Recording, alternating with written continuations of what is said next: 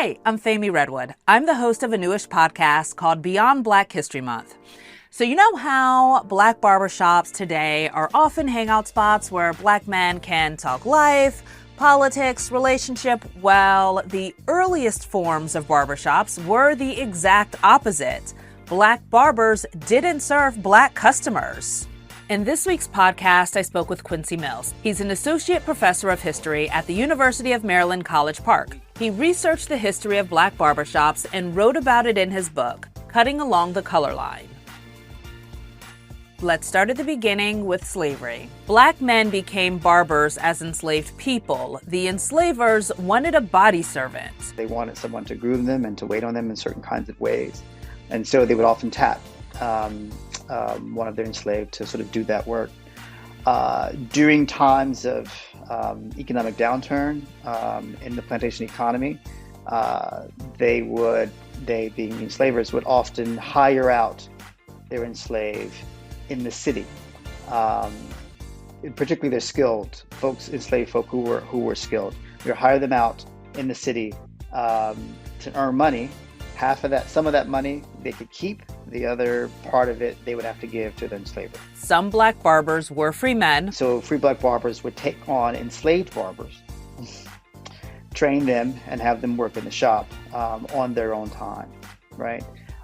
This obviously gave those enslaved barbers a sense of mobility, sense of freedom from the plantation. But to be clear, they were still enslaved. Whenever the enslaver wanted them back, they had to go back to the plantation, right? So it was a fleeting freedom, if you will, right? A quasi-freedom, but obviously free is free. There's no middle ground here. All of this creates this sort of interesting dynamic. What would compel a white man to sit in a barber's chair with an enslaved or free black barber standing over them with a straight razor? Why would they even trust the barber to do that?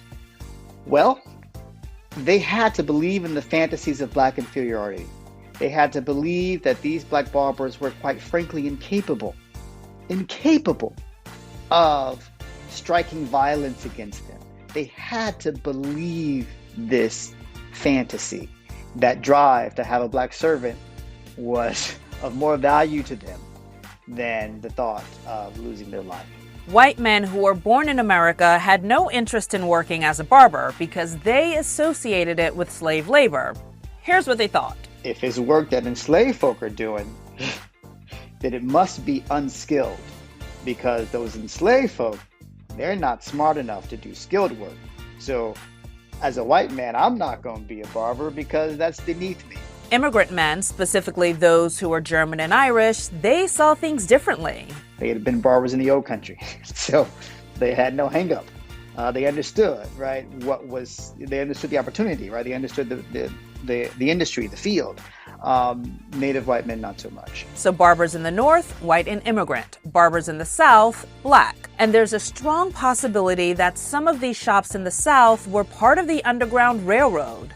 There's small evidence that when the lights turned out and the close sign went on, that maybe there was something happening outside of normal business hours. And so I do talk about the book as a couple of pieces of evidence to indicate that during slavery, that there were barbers who would house African Americans who were fleeing slavery, and they just needed a spot to rest